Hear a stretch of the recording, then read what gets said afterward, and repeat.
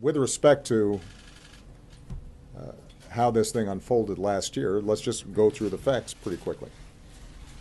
At the beginning of the summer, we're alerted to the possibility that the DNC has been hacked.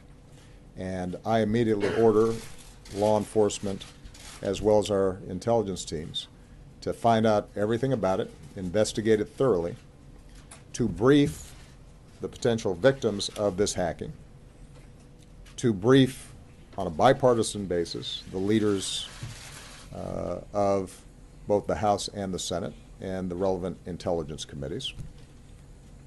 And once we had clarity and certainty around what in fact had happened, we publicly announced that, in fact, Russia had hacked into the DNC. And at that time, we did not attribute motives or any interpretations of why they had done so. We didn't discuss what the effects of it might be. We simply let people know, the public know, just as we had let members of Congress know, that this had happened. And as a consequence, all of you wrote a lot of stories about both what had happened and then you interpreted why that might have happened and what effect it was going to have on the election outcomes. We did not. And the reason we did not was because in this hyper-partisan atmosphere, at a time when my primary concern was making sure that the integrity of the election process was not in any way damaged, at a time when anything that was said by me or anybody in the White House would immediately be seen through a partisan lens, I wanted to make sure that everybody understood we were playing this thing straight, that we weren't trying to advantage one side or another, but what we were trying to do is let people know that this had taken place. And so if you started seeing effects on the election, if you were trying to measure why this was happening and how you should consume the information that was being leaked, that you might want to take this into account. And that's exactly how we should have handled it. Imagine if we'd done the opposite. It would have become immediately just one more political scrum.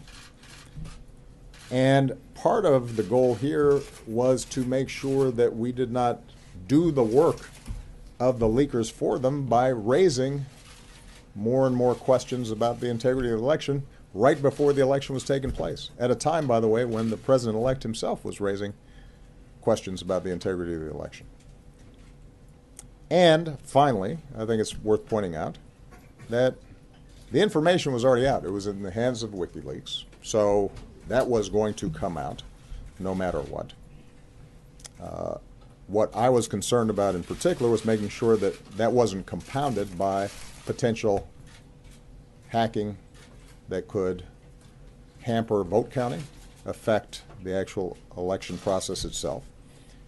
And so in early September, when I saw President Putin in China, I felt that the most effective way to ensure that that didn't happen was to talk to him directly and tell him to cut it out, and there were going to be some serious consequences if he didn't.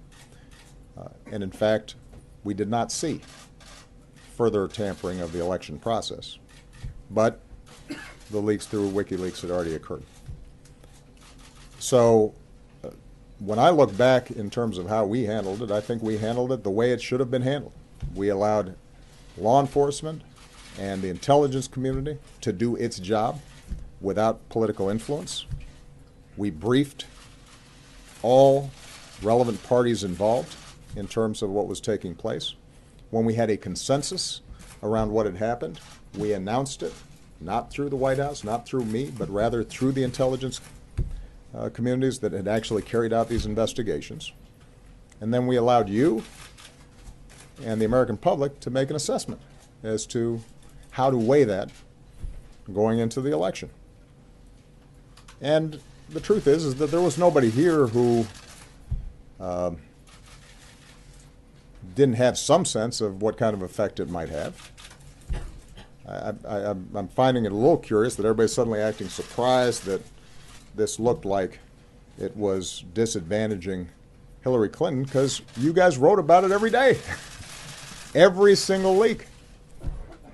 About every little juicy tidbit of political gossip,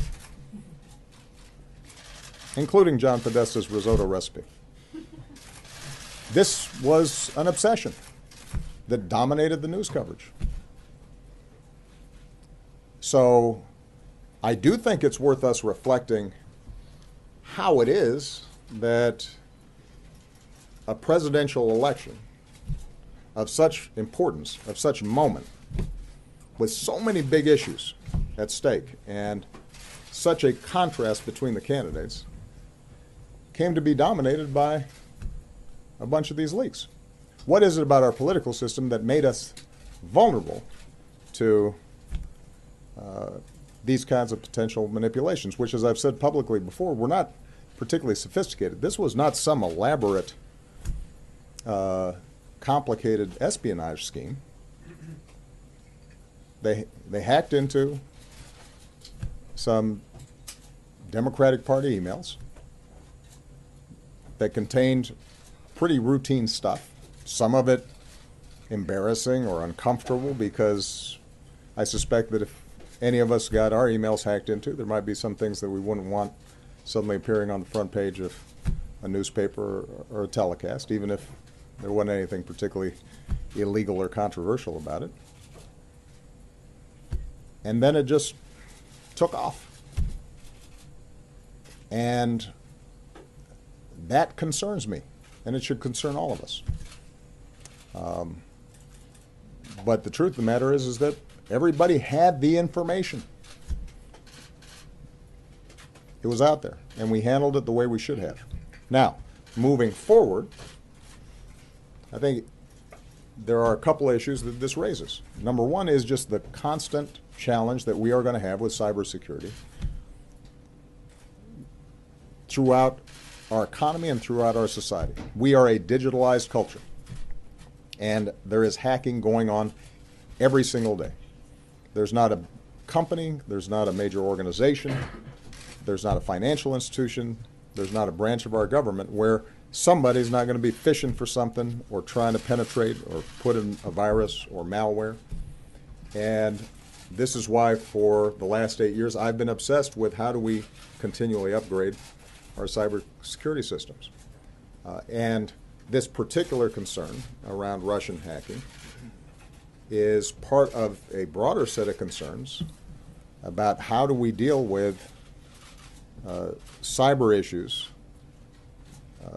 being used in ways that can affect our infrastructure, affect the stability of our financial systems, and affect the integrity of our institutions, like our election process. I just received a couple weeks back, it wasn't widely reported on, a report from our Cybersecurity Commission that outlines a whole range of strategies to do a better job on this. But it's difficult because it's not all housed.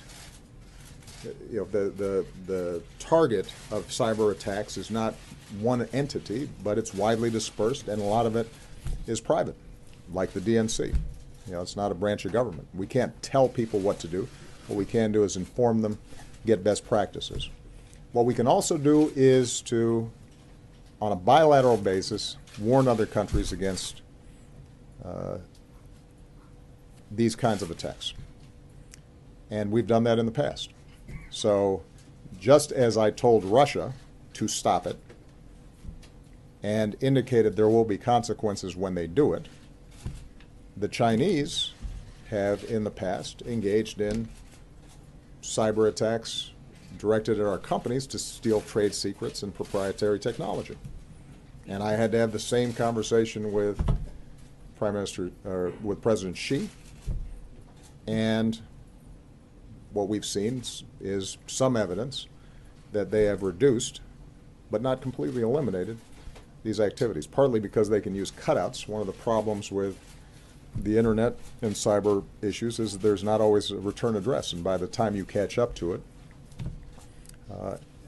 attributing what happened to a particular government can be difficult, not always provable in court, even though our intelligence communities can make an assessment.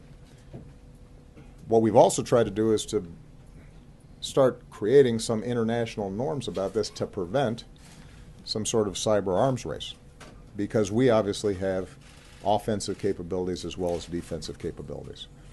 And my approach is not a situation in which everybody's worse off because folks are constantly attacking each other back and forth, but putting some guardrails around the behavior of nation states, including our adversaries, just so that they understand that whatever they do to us, we can potentially do to them.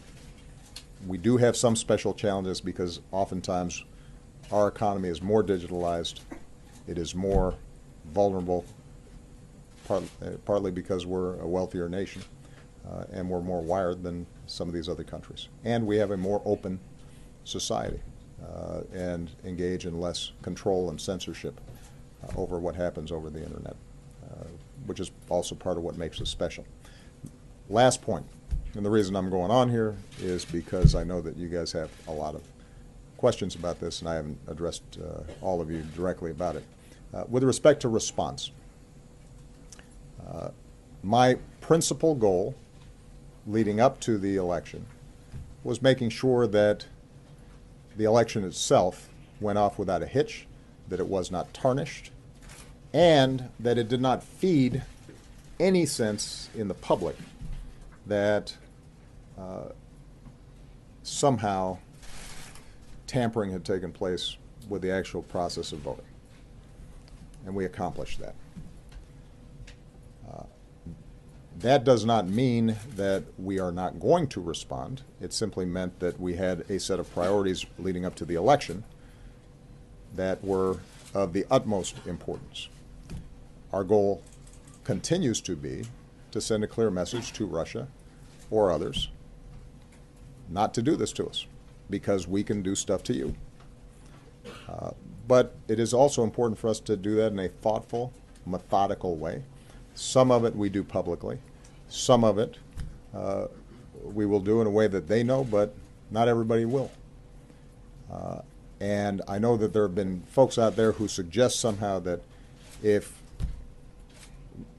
we went out there and made big announcements and thumped our chests about a bunch of stuff, that somehow that would potentially spook the Russians. But keep in mind that we already have enormous numbers of sanctions against the Russians. The relationship between us and Russia has deteriorated, sadly, significantly over the last several years. And so how we approach an appropriate response that increases costs for them for behavior like this in the future, but does not create problems for us, is something that's worth taking the time to think through and figure out. And that's exactly what we've done. So at a point in time where we've taken certain actions that we can divulge publicly, we will do so. There are times where the message will be directly received by the Russians and not publicized. And I should point out, by the way, part of why the Russians have been effective on this is because they don't go around announcing what they're doing. It's not like Putin's going around the world publicly saying, look what we did, wasn't that clever? He denies it. So the idea that somehow public shaming is going to be effective, I think doesn't read the thought process in Russia very well.